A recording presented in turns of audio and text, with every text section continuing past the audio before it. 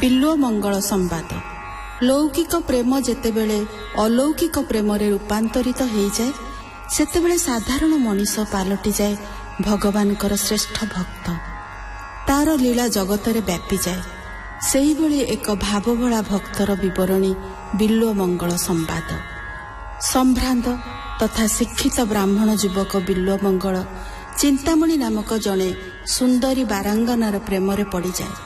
ଦିନ ରାତି ସବୁ କଥା ଭୁଲି କେବଳ ଚିନ୍ତାମଣି ପାଖରେ ଥାଏ। ସେ ପିତୃ ଶ୍ରାଦ୍ଧ ଦେବାକୁ ମଧ୍ୟ ଯିବାକୁ ଇଚ୍ଛା କରେ ନାହିଁ।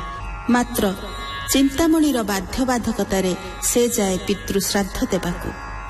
ମୁହୂର୍ତ୍ତଟିଏ ଚିନ୍ତାମଣିକୁ ଛାଡ଼ି ରହିବା ତା ପକ୍ଷରେ ଅସମ୍ଭବ ହୋଇ ଉଠେ। ଫଳରେ ବର୍ଷା ଝଡ଼ ରାତିରେ ବନ୍ୟାପ୍ଲାବିନୀ ନଦୀ ଗର୍ଭକୁ ସେ ଲମ୍ଫ ପ୍ରଦାନ କରେ। ବୁଡ଼ି ଯାଉ ଯାଉ ନଦୀ ପାର ହୋଇ କୂଳକୁ ଆସେ। ଚିନ୍ତାମଣିର ପାଚେରୀକୁ ସାପର ରସିରେ ପାର ହୁଏ। ଚିନ୍ତାମଣି ବିଲ୍ୱ ମଙ୍ଗଳଙ୍କର ଏ ପ୍ରେମ ପାଗଳାମୀ ଦେଖି ତାଙ୍କୁ ପରାମର୍ଶ ଦିଏ। ସାଧାରଣ ମଣିଷକୁ ଭଲ ନ ପାଇ ଭଗବାନଙ୍କୁ ଭଲ ପାଇଥିଲେ ତା ଜୀବନ ଧନ୍ୟ ହୋଇଯାଇଥାନ୍ତା। ବିଲ୍ୱ ମଙ୍ଗଳଙ୍କର ଚୈତନ୍ୟ ଉଦୟ ହୁଏ। ସେ ଭଗବାନଙ୍କ ସନ୍ଧାନରେ ଯାଉ ଯାଉ ବଣିକ ରମଣୀଙ୍କ ସୌନ୍ଦର୍ଯ୍ୟରେ ପୁଣି ମୋହିତ ହୋଇଯାଆନ୍ତି। ପରେ ଆପଣାର ତ୍ରୁଟି ବୁଝିପାରି ଆଖି ଦୁଇଟି ଫୁଟେଇ ଦେଇ ଅନ୍ଧ ହୋଇଯାଆନ୍ତି ଓ ହୃଦୟରେ ପ୍ରଭୁଙ୍କୁ ଖୋଜି ବୁଲନ୍ତି। ପ୍ରଭୁଙ୍କ ଦର୍ଶନ ପାଇବା ପରେ ତାଙ୍କ ଜୀବନ ଧନ୍ୟ ହୋଇଯାଏ।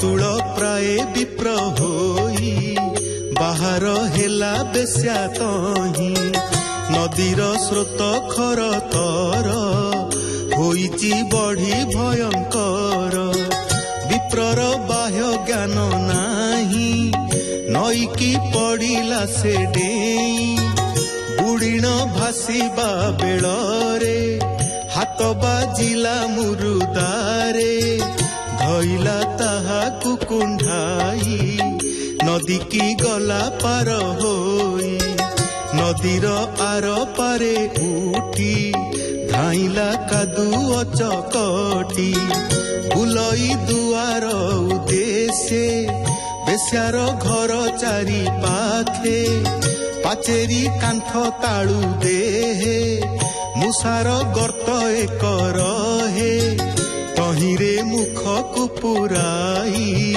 ସର୍ପେ ଓହଳି ଥିଲା ରହି ତାହାରି ପୁଛ ଆଶ୍ରୟରେ ଉହୁକି ପାଚେରୀ ଉପରେ ଯେମନ୍ତ ବସିଲା କଚଢି ହେମନ୍ତେ ପଡ଼ିଲା ସେ ଗଡ଼ି ପୃଥୁଳ ବିପ୍ର କଳେବର ଶବଦ ହେଲା ଭୟଙ୍କର ଉଠିଲା ବେଶ୍ୟା ଭୟ ପାଇ ଦେଖିଲା ଆଲୁଅ ଲଗାଇ ବିପ୍ର ପଡ଼ିଛି ଅସ୍ତବ୍ୟସ୍ତେ ନାହିଁ ତ ଜ୍ଞାନ ଯେ କିଞ୍ଚିତେ ତାହାକୁ ଧରା ଧରି କରି ଘରକୁ ନେଲେ ଜଣ ଚାରି ଦୁର୍ଗନ୍ଧେ ଫାଟି ଯାଏ ନାକ କାଦୁଅ ପୂଜ ଦେହ ଯାକ ଧୋଇ ପୋଛିଲେ ଯତ୍ନ କରି ଆଉଁସି ଚେତନା ସଞ୍ଚାରି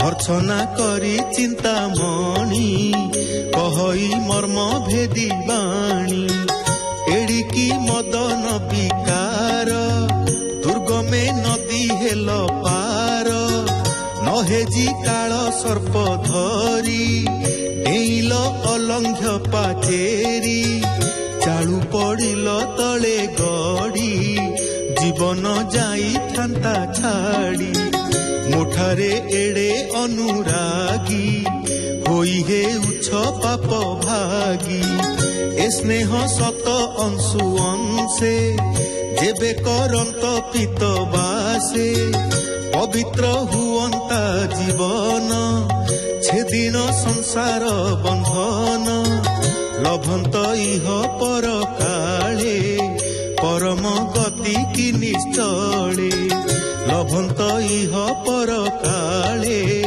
ପରମ ଗତି କି ନିଶ୍ଚଳେ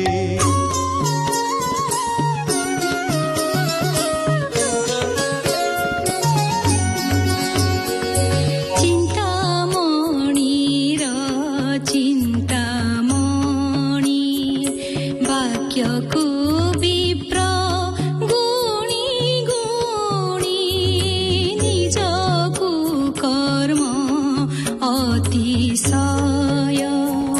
ଘୃଣାର ହୋଇ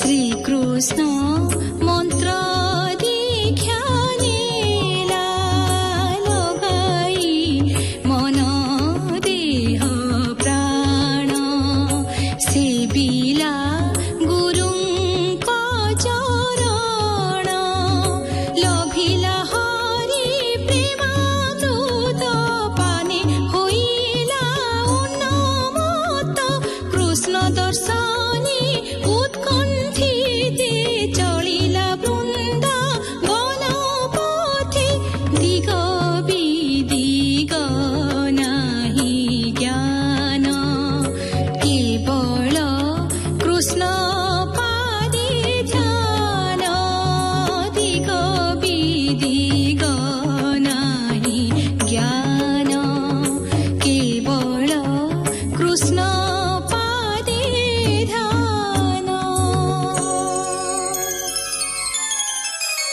ପ୍ରବେଶୀ ଏକ ଗ୍ରାମାନ୍ତରେ ବସିଲା ସରୋବର ତୀରେ ଏକ ଯେ ବଣିକର ନାରୀ ଯୁବତୀ ପରମା ସୁନ୍ଦରୀ ସ୍ନାନ ସେ ସାରି ଯାଏ ଘରେ ଦୃଷ୍ଟି ପଡ଼ିଲା ତା ଉପରେ ବିଲ ମଙ୍ଗଳ ଶୁଦ୍ଧ ଚିତ କିଞ୍ଚିତେ ହେଲା ବିଗଳିତ ବିକାର ପ୍ରତିକାର ପାଇ ସେ ବଧୂ ପଛେ ପଛେ ଯାଇ ବଧୂ ପ୍ରବେଶ ଅନ୍ତପୁରେ ସାଧୁ ବସିଲା ଅଗଣାରେ ଏକାଳେ ସେହି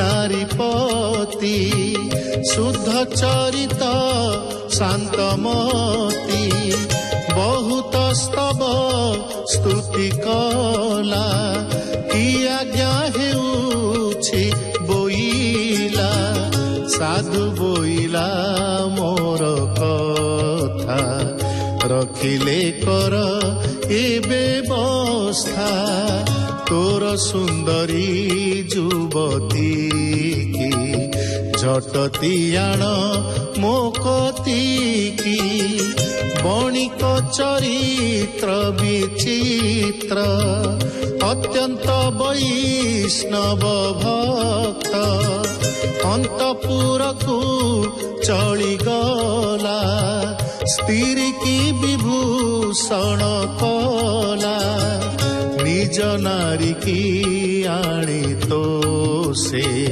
ସମର୍ପି ଦେଲା ସାଧୁ ପାଶେ ପାଦରୁ ଶିର ଯାଏ ତାର ଦେଖିଲେ ସାଧୁ ବାର ବାର ଚକ୍ଷୁକୁ ସମ୍ବୋଧିଣ କହି ଆପଣା ମନକୁ ବୁଝାଇ ରେ ମୂଢ଼ ଚକ୍ଷୁ କିସ ଚାହିଁ ତୁ ପୁଣି ହେଲୁ କାମ ମୋହି ଧିକ ଧିକରେ ତତେ ଦୁଷ୍ଟ ଅସତ୍ୟ ଇନ୍ଦ୍ରିୟ ପାପିଷ୍ଠ।